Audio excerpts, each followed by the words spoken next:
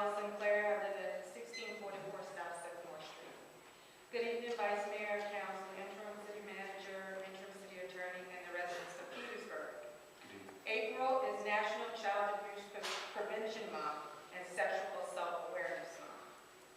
Thank you for your proclamation of Sexual Assault Awareness Month, but I would like to speak on National Child Abuse Prevention Month.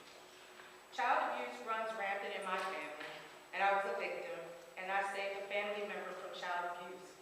Her arm was broken, beaten with marks on her, verbally attacked, and nobody in her immediate family did or said anything to protect her except me. She has since been diagnosed with ADHD, PTSD, and adjustment disorder at the age of 8 years old.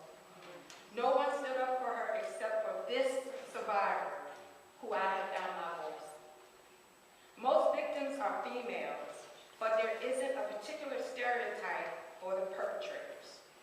These abusers have the following characteristics: keeps track of what you're doing at all times and criticize you for little things, often blow up in anger at small incidents, like to isolate the victim.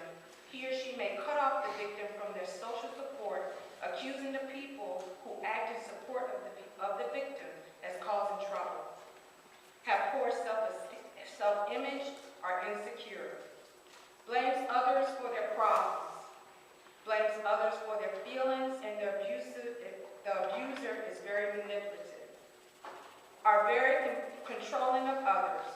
Controlling behaviors often grow to the point where victims are not allowed to make personal decisions, may say things that are intentionally cruel and hurtful in order to degrade, humiliate, or run down the victim's accomplishments in the public's eye, have a tendency to feel that they are unique individuals and shouldn't have to live under the same rules as everyone else, tend to shift the responsibility of their actions to the victim and assume the role of being victimized to further manipulate and isolate the true victim from others.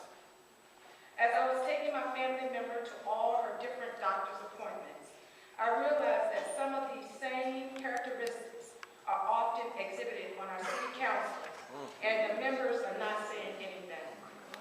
Our elected officials sit idly by as these acts are as if these acts are normal. Ms. Sinclair, can you bring it?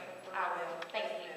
I made a conscious decision to step up for myself and my family. Therefore, I'm stepping up tonight, as Petersburg is my family. I will not act like it's not my business. I will not take it as it would take care of itself or it will work itself out, and neither should you. By not saying nothing, you indirectly saying that you support or condone the abuse. Therefore, you are no better than the abuser. Finally, I have not been a victim in a long time, but now I am a voter.